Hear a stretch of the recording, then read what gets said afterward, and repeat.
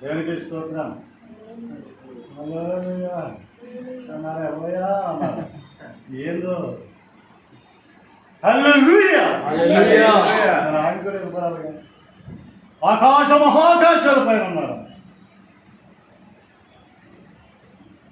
చదువునాను, మళ్ళీ ఒకసారి చదవాలి.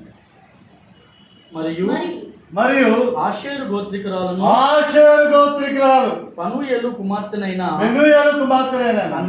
అన్నా ఒక ప్రవక్తి ఉండెను. ఈ 4 మాటలకి 4 అర్థాలు ఉన్నాయి, కానీ అవన్నీ నేను వివరించలేను, సమయం సరిపో. కనుక ఈ ఆషేరు గోత్రం మీద మాత్రం ధ్యానం చేద్దాం. అర్థాలు చెప్పుకుంటే ఇప్పుడే చెప్పేస్తారు, లేకపోతే చివరిలో గుర్తు చేయండి. దేవునికి స్తోత్రం. హుషారుగా ఉండండి. మీరు ఎక్కడ ఉన్నారు? ఆయన సన్నిధానం. ఆయన సన్నిధానం. ఎవరాయన? సమస్త దేవతల కంటే గొప్ప సార్వభౌమాధికారం గలవాడు, సర్వోన్నతుడు, మహోన్నతుడు, మహాగణుడు, మహనీయుడు, పరిశుద్ధుడు, చిరంజీవైన దేవుడు. అందుకే ఒక చక్కని మధురమైన పాట ఉంది. ఈ లోక దేవతలన్నీ ఆయన ముందర, ఈ లోక దేవతలన్నీ ఆయన ముందర సాగిలపడి నమస్కరించి గడగడలాడును, సాగిలపడి నమస్కరించి గడగడలాడును. వంగని మోకాళ్ళన్నీ, వంగని మోకాళ్ళన్నీ యేసయ్య ఎదుట వంగిపోవును, యేసయ్య ఎదుట వంగిపోవును. యేసు రాజుగా వచ్చుచున్నాడు, భూలోకమంతా తెలుసుకుంటారు. యేసు రాజుగా వచ్చుచున్నాడు, భూలోకమంతా తెలుసుకుంటారు. హల్లెలూయా. లోక దేవతలన్నీ అంట ఆయన ముందర సాగిలపడి నమస్కరించి ఎడగడలాడు. అటువంటి దేవుని సన్నిధిలో ఉన్నాడు. వంగని మోకాళ్ళు కూడా యేసయ్య పాదాల చెంత వంగిపో. దేవునికి స్తోత్రం. హల్లెలూయా. ఆయన భూపతులకి అధిపతి, సర్వలోకానికి చక్రవర్తి, సార్వభౌమాధికారం గలవాడు. ఆయన సన్నిధిలో ఉన్నాము. నిజంగా ఉండగలుగుతారు. చెప్పండి, ఉద్యోగంగా ఉండాలి. ఉద్యోగంగా ఉండాలి. వీళ్ళని ఇక్కడ ఆషేరు గోత్రికురాలు నేలు కుమార్తె హన్నాను ఒక ప్రవక్త మనకి కనిపిస్తుంది. ఇవన్నీ కూడా ఒకటి తర్వాత ఒకటి చక్కగా మనం ధ్యానం చేయవచ్చు, ఇంకా లోతుల్లోకి వెళ్ళిపోవచ్చు.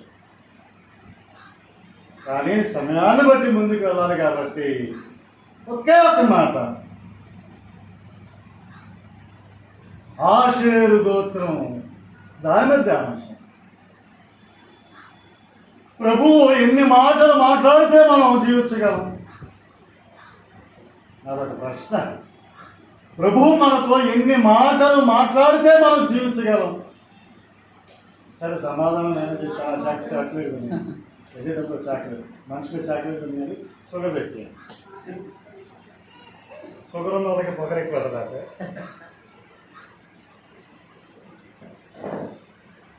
ఆయన ఒక్క మాట చాలు. అందుకే కదా దావీదు అనుభవం ఒక పాట, ఒక్క మాట చాలు, ఒక్క మాట చాలు, నాతో నీవు మాట్లాడినచో నీ బ్రతికేదను ప్రభు. ఒక్క మాట చాలు, అదే మనకి జీవపమోట. ఒక్క మాట మనకు చాలు, అదే మనకు వరాచలు. దేవునికి స్తోత్రం. హల్లెలూయా. ఆషేరు గోత్రం నా ఒక్క మాట చాలు. ఈ పూట ఈ ఆషేరు ఎవరు అనే విషయం మనకు తెలియాలి. ఈ ఆషేరు ఎవరు? ఈ ఆషేరు చరిత్ర ఎక్కడ స్టార్ట్ అయింది? ఈ ఆషేరు పుట్టుక ఎక్కడ ప్రారంభమైంది అనే విషయాలు మనం తెలుసుకుందాం. దీనిలో ఆధ్యాత్మికమైన దైవికమైన సత్యాలు నేర్చుకుందాం. దేవునికి స్తోత్రం. హల్లెలూయా. గట్టిగా హల్లెలూయా. మళ్ళీ హల్లెలూయా. చెప్పే హల్లులేక సైతాను పారిపోవాలి, సాతాను యొక్క పాటలు కూలిపోవాలి, వాడి దుర్గాలు పడిపోవాలంట, వాడి అగ్నిబాణాలు ఇరిగిపోవాలంట, వాడు పారిపోవాలంట. యేసు ప్రభువుకి ఎంత ఓపిక తెలుసా, ఎంత ఓర్పు తెలుసా? తుది శ్వాస విడిచేటప్పుడు ఆయన ఎలా విడిచాడో తెలుసా మీకు? బిగ్గరగా బిగ్గరగా బిగ్గరగా బిగ్గరగా అంటారు.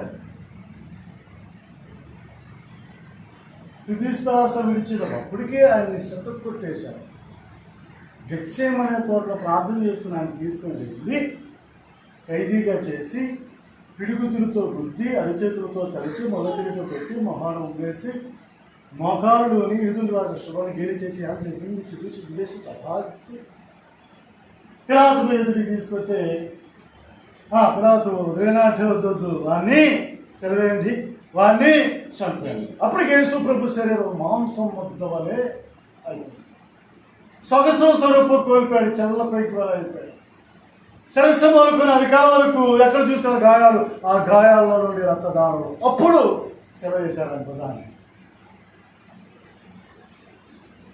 140 కొడదెబ్బలు కొట్టగా ఆయన శిల మోసుకుంటూ కపాలాన పని స్థానానికి కల్వరి కొన మీదకి 14 టేషన్లు దాటుకుంటూ పలుతులు వేసి ప్రభు వెళ్ళారు అక్కడికి. దేవుని చేస్తూ ఆయన అక్కడ వస్త్రీయుడిగా చేశారు. ఆయన శిల మీద పడుకోబడి సూర్యుని మీద దించారు. నీకు నడుమ ఆయన్ని ఏలాడ చేశారు. ఆయన బహురిత్తుడైపోయాడు, ఆయన ఖాళీ అయిపోయాడు. వాస్తవేనంటారా అమ్మ? వాస్తవేనా? వాస్తవమే. కొనుపరి పరిస్థితికి వెళ్ళినప్పుడు ప్రభు అప్పుడట బిగ్గరగా కేకేశాడు. తెలుస్తోత్రం. కొంతమంది ప్రార్థన చేస్తారు, అసలు ఆరోగ్యం వినపడలేదు ఆ ప్రార్థన. ఏకీపిద్దండి ఎక్కడమ్మా అది మాట వినపడుతుంది.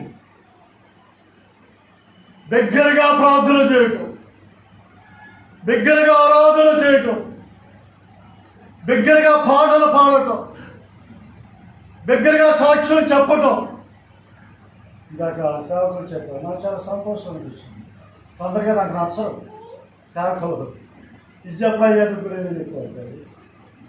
బిగ్గరగా గాంభీర్యంగా చెప్పింది, చాలా సంతోషం. అలాగే బిగ్గరగా వాటించాలి. ఎవరికి స్తోత్రాలు. అర్థమవుతుందో అర్థం గమనించండి ఈ మాట. యేసుప్రభు అలా బిగ్గరగా కేకేసి చనిపోయి సమాజపడి 3వ దినం మృత్యుంజయ చేసి మనందరికీ ఏమి ఇచ్చారంటే పునరుద్ధాన శక్తిని ఇచ్చారు. దేవుని స్తోత్రం. పునరుద్ధాన శక్తి మనలో ఉంది, పునరుద్ధాన జీవం మనలో ఉంది, పునరుద్ధానంలో యేసు ప్రభు మనలో ఉన్నాడు.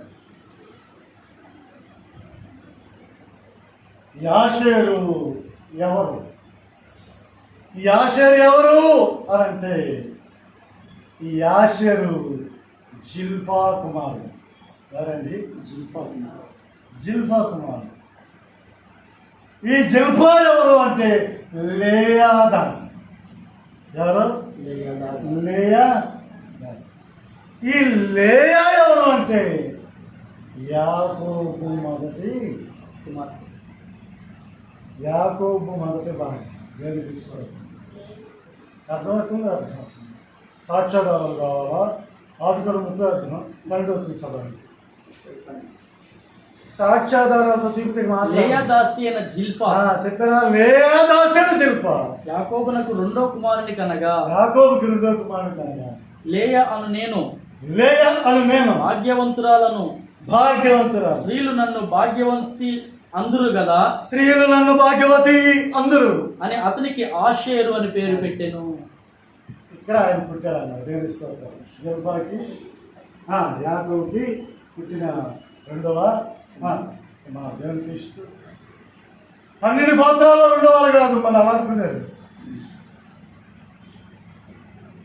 ఇక్కడ ఉన్నాడు ఆషేరు, అతని పుట్టుక ఇక్కడ ఉంది. అక్కడ నుంచి బైబిల్ ఎన్ని పుస్తకాలు? 66. ఎందుకునే చెప్తా సాంప్రదాయం బైబిల్ ఎన్ని పుస్తకాలు? 66. 66. 66. పాత నిబంధనలే 24. 24.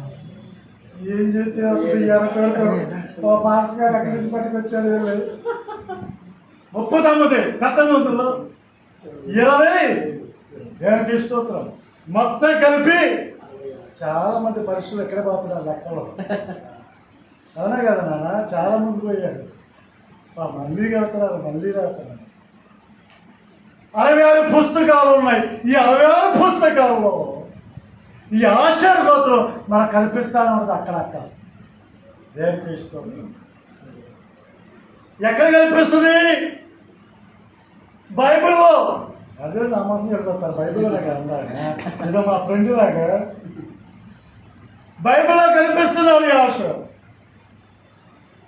ఇలా అనుకుందాం, దేవుని సన్నిధిలో కనిపిస్తున్నాడు ఆషేరు. దేవునికి స్తోత్రం. ఎక్కడ కనిపిస్తున్నాడు? ఎక్కడ కనిపిస్తున్నాడు? దేవుని సన్నిధిలో. ఇక్కడ ఒక చిన్న ప్రశ్న, సమాధానం చెప్పగలిగితే చెప్పండి, అది నేను చెప్పండి. నువ్వు ఎక్కడ కనిపిస్తున్నావు? ఈ లోకంలో దేవుడికి నువ్వు ఎక్కడ కనిపిస్తున్నావు? ఇంట్లో కనిపిస్తున్నావా? పనిలో కనిపిస్తున్నావా? లేదా రోడ్ల మీద కనిపిస్తున్నావా? లేదా ఫంక్షన్లో కనిపిస్తున్నావా? లేదా కనిపించకుండా చోట్ల కనిపిస్తున్నావా? దేవుని సన్నిధిలో నువ్వు కనిపించాలి. దేవునికి స్తోత్రం. ఎక్కడ కనిపించాలి? దేవుని సన్నిధిలో కనిపించాలి. దేవుడు నీకెళ్ళి చూస్తూ ఉంటాడు. నువ్వు ఎక్కడ కూర్చుంటావో ఆ ప్రదేశాన్ని చూస్తాను. అక్కడ నువ్వు కనిపించకపోతే ఎవరికి బాధగా ఉంటుంది చెప్పండి? దేవునికే బాధ. దేవుని సన్నిధిలో కనిపించిన వాడు దేవుడిని బాధపడుతున్నారు. అర్థం కాదు. దేవుని సన్నిధిలో కనిపించిన వారు సేవకుడిని బాధపడుతున్నారు. అలాగే దేవుని సన్నిధిలో మనం కనిపించాలి. ఎవరికి? దేవుడు కనిపించాలి. దేవుడు ఇశ్రాయేలు తండ్రి అంటాడు, ఇశ్రాయేల్ నువ్వు సిద్ధపడి నా సన్నిధికి వచ్చి నాకు కనిపించు. ఎవరితో? ఇశ్రాయేలు జనాంగంతో నువ్వు సిద్ధపడి నా సన్నిధికి వచ్చి నాకు కనిపించాలి. ఇదితే కనిపిస్తాడు. ఎక్కడ పని వ్యాపారం ఏది ప్రభావం అంటా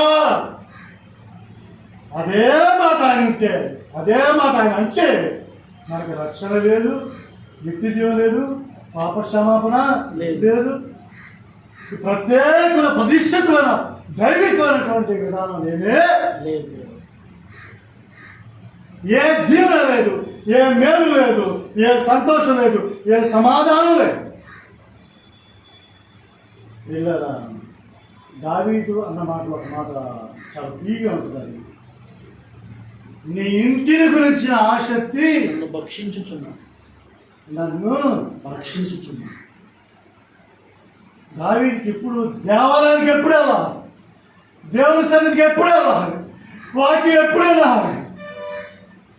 ఎప్పుడు ప్రార్థన చేయాలి? ఎప్పుడు ఆరాధన చేయాలి? ఎప్పుడు ప్రభు పాదాలు పట్టుకోవాలి? ఎప్పుడు ప్రభు పాదాలు మొక్కాలి, సాష్టాంగపడాలి, నమస్కరించాలి, శిరస్సు వంచాలి. మనకి అవకాశం కుదిరితే తప్పించుకుంటే వీటిని కొంతమందికి సేవకుడే ఫోన్ చేయాలి, అయ్యా ఎప్పుడయ్యా వెళ్ళారు వెళ్ళారు ఆగమేఘాల మీద దేవుని సన్నిధికి ఎవరు వస్తారు?